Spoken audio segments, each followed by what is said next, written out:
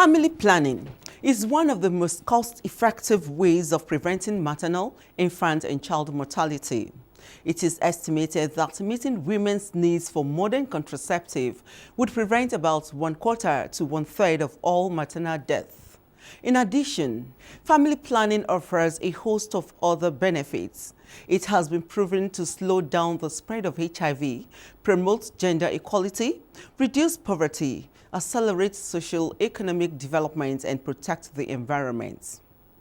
28 years after the International Conference on Population and Development in Cairo, Egypt, women are still fighting for their reproductive rights. Among women of reproductive age in developing countries, 867 million, translating to 57%, are in need of contraception because they are sexually active but do not want children. Out of this figure, about 222 million, which is 26%, do not have access to modern method of contraception, resulting in significant unmet needs.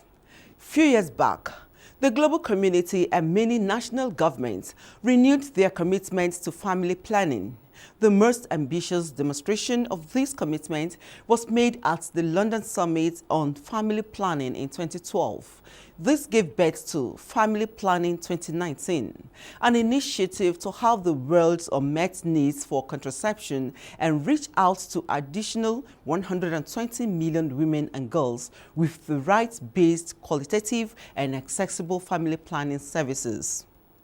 On Global Health Digest this week, we will be taking a look at family planning, call it child spacing. Well, the world missed the 2020 target, and so it is now being rebased to 2030. What are the reasons the world missed the target?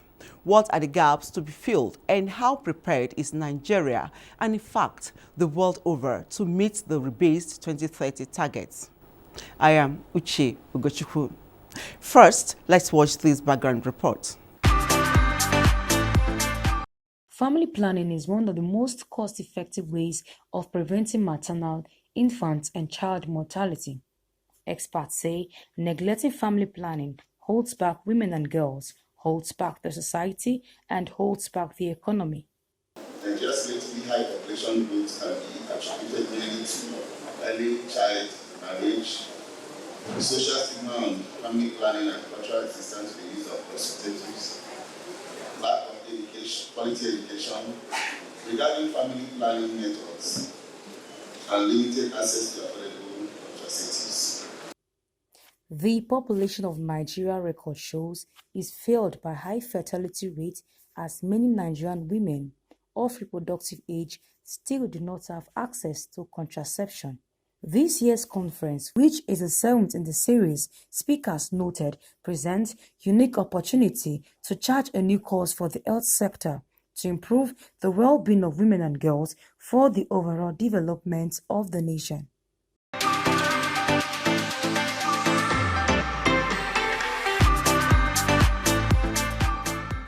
Let's hear from respondents on the streets. Family planning, I think it's a way of controlling childbirth so that you don't have the number of children you don't want, right? As for me, I've not done family planning. Why, ma? It's not, I don't know, I have a natural, I don't know, I'll call it, I have a long circle. Honestly speaking, based on my own belief, I don't respect the family planning simply because I love many children in my household. That's it. I don't think I can even believe instead of to make use of it. Sir, so do you use family planning? Yeah, I think my wife used it. It helped me in the sense that it is when I want to, my wife to give birth, that is the time I want. Family planning, in my own understanding, is good and it's not good. Because it is good in the sense that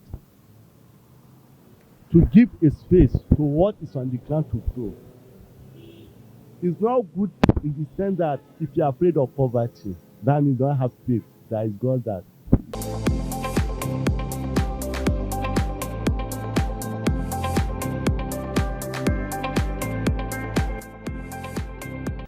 Nigeria was represented at the London summit by a team of experts led by the Federal Ministry of Health, who identified some steps to ensure the increased updates on family planning services, support advocacy, strengthen accountability, improve supply chain, increase contraceptive supply, promote best practices, and support new initiatives.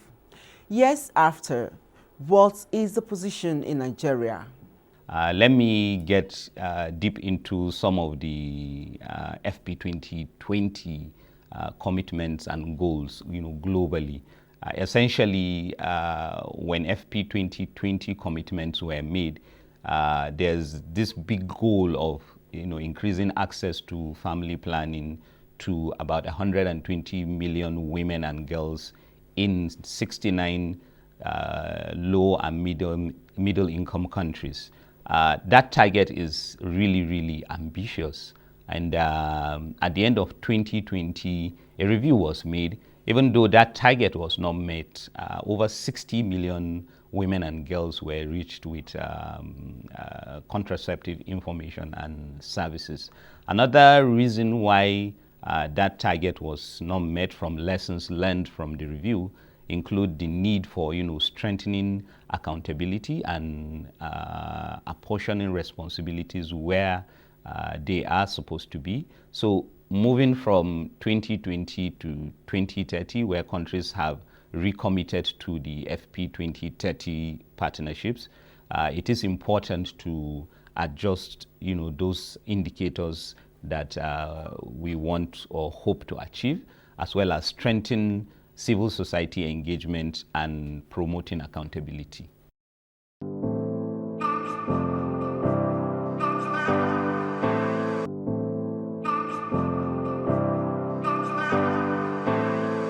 Well, I wouldn't want to see it that way. I would see it in the sense that family planning is a population and development issue, not necessarily an African issue. And in talking about development, you realize that Africa has a long way to go.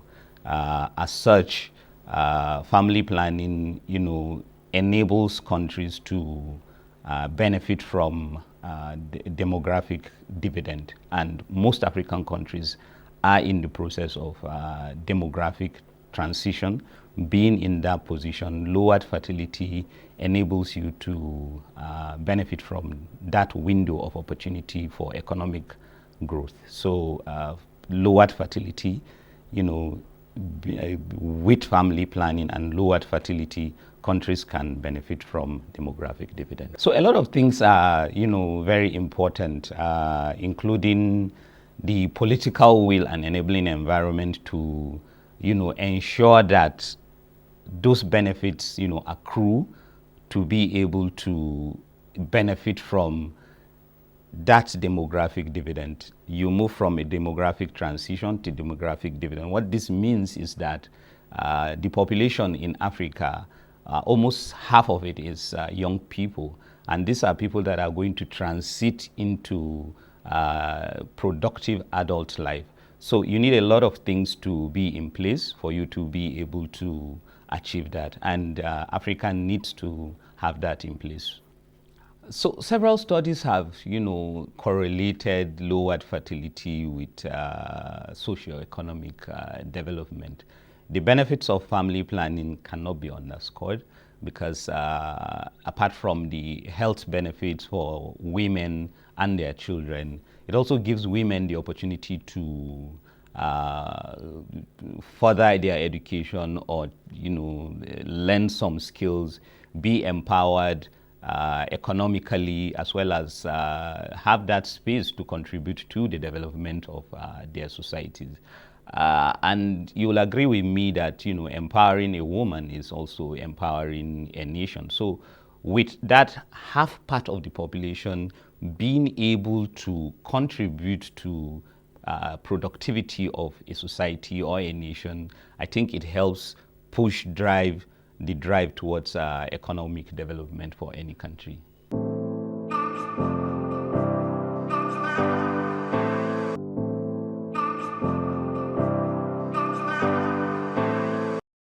So several countries are doing different things, right?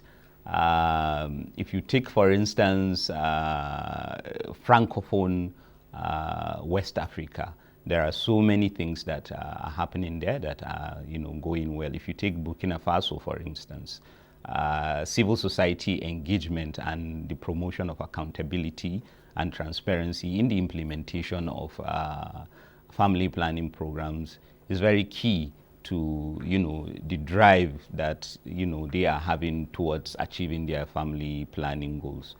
Political will in some cases is also very, very important.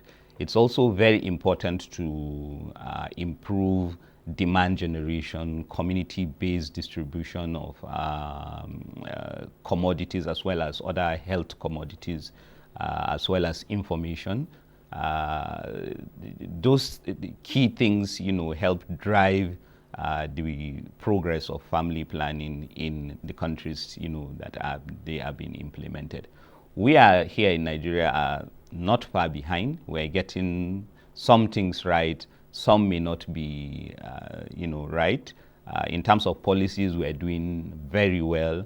However, if you look at things like financing, we may not be doing too well. So all of these need to come together to help push towards achieving the family planning goal. So I think information and awareness is key. It's very important for people to not just know about family planning services available, but they should also have the agency and choice to be able to access those services. It is very important. Key to provision of family planning services is the availability of commodities. If those commodities are not available, women, girls, and families cannot benefit from them, and that has to be linked to financing.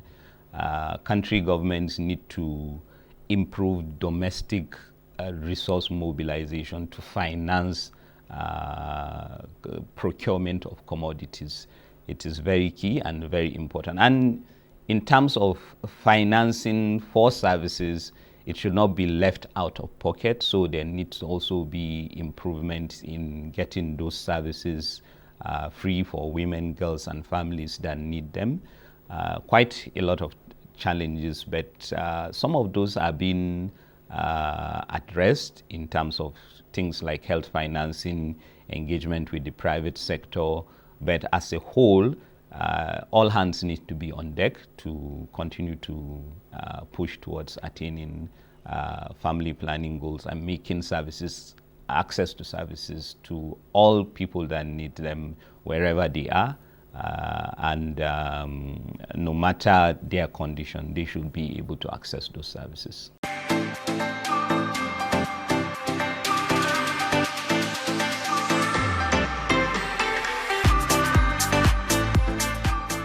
Following the London summit, Nigeria cites the modern contraceptive prevalence rate of 36% as a target to be achieved by 2019. This target was reviewed downwards to 27%, and it was to be attained by 2020. Despite these efforts, the modern contraceptive prevalence has remained low, staying at 12%, while the unmet need is 19%. The 7th National Family Planning Conference has just ended in Nigeria. We spoke with Dr. Ejike Oji, the Chairman, Technical Committee of the conference.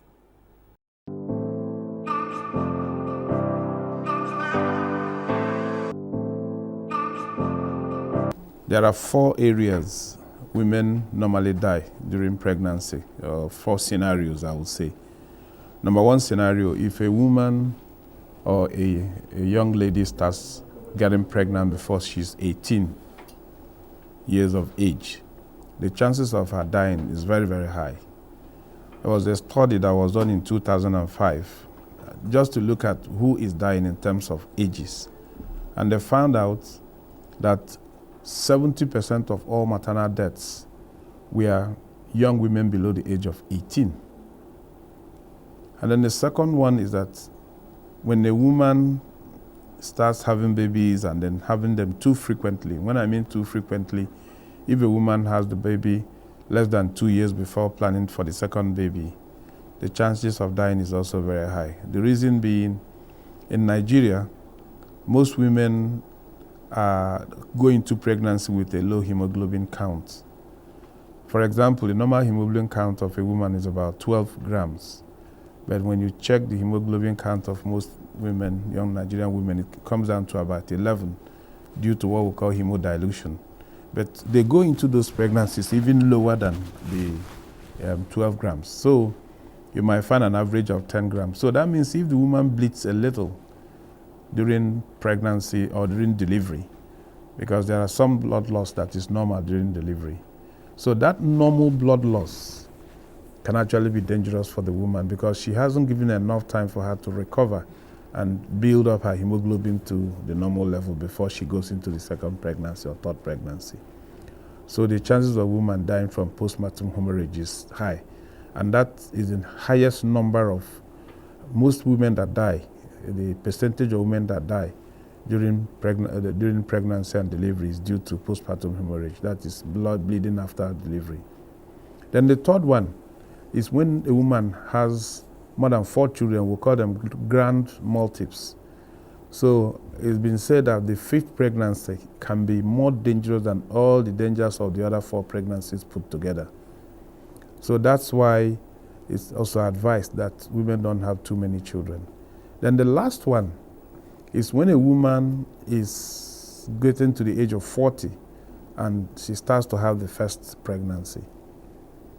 That could also be dangerous. But all these things that I'm talking about is because our healthcare system is still very weak. In advanced countries, these are not problems. They can manage and save the lives of those women. Now, what is the one single bullet that will be able to take care of all of this family planning? So what this means, even in areas, or in the cultural areas where women get married before the age of 18, they can be having normal sexual relationship with their partners or husbands without getting pregnant until they get to the age of 18. So it's family planning that will stop that. And modern methods, not traditional or natural, modern contraceptive views. The second one also, a woman can be having normal sexual relationship with her husband, but if she's on family planning, she wouldn't get pregnant. On her husband and herself, they choose that this is the time to get the next baby. Same thing, family planning. When a woman gets up to 4 children, she can have permanent methods because there are different methods. The woman will not say, after the 4th baby, I'm not going to have any other baby. She can continue with either hormonal barrier method or do a permanent method between her and her husband. Either the husband does vasectomy or the woman does tubal ligation. Those are permanent methods. So at least they will be alive, the woman will be alive, take care of her children, and then also take care of her family. Because it's been said also, when a woman dies, any child that is under the age of 5 is likely to die, because Nigeria has the second highest under 5 mortality in the world, and it's linked to the high level of maternal deaths that we have in the country. So that's why family planning is such a key bullet in saving women's lives and then even bringing development to the country.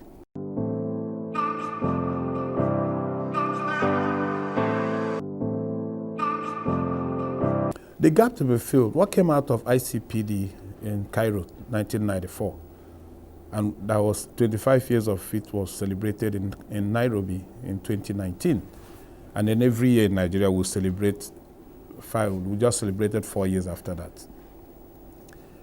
The 3 common things that we agreed in Cairo: 0 maternal deaths, 0 unmet needs, 0 sexual violence. That was what was agreed.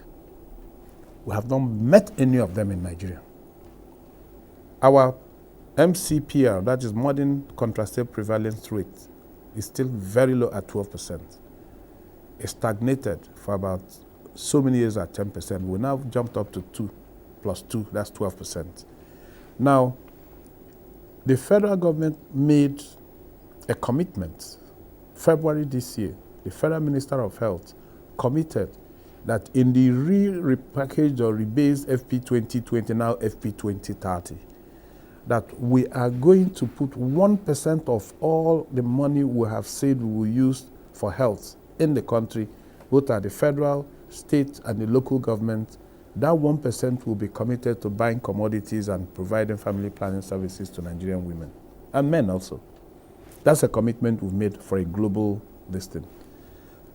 The president, the national population policy, I said he launched. Within that framework, it came out from a recommendation that came out from NIPS, National Institute for Policy and Strategic Studies, in 2019, the 42nd regular executive class. I led a team of 4 consultants to go and work with them to bring down recommendations for the government, some sponsored by an organization called DRPC. In that recommendation, this population policy was also in it. The Federal Ministry of Health had developed what we call the Family Planning Blueprint. This is something that if we fund it, we will be able to get to the commitment that we made. The federal government, the president, accepted it. So there is will, there's leadership. The problem with Nigeria is not no more policies or laws or guidelines. The problem with Nigeria is what I call the last mile concept. Implementation of what we have said we would do.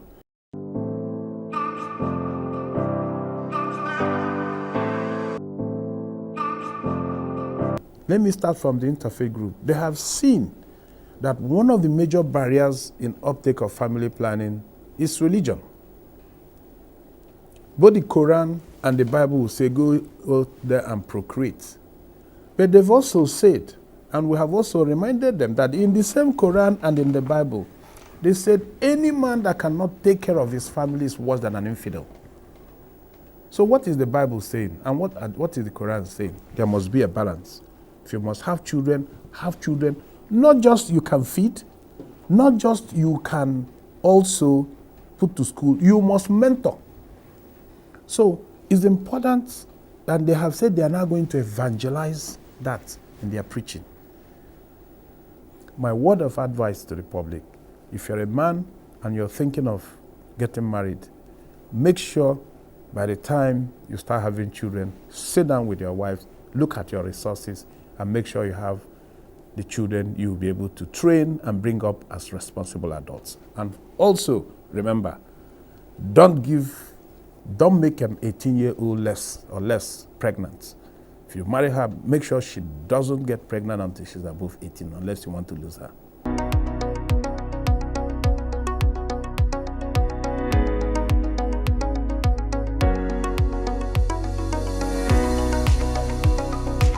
Yes, you heard it right. Let's give birth to the number of children we can cater for. Until we come your way next week with another episode, remember to take responsibility of your health. And I'll leave you with these tidbits.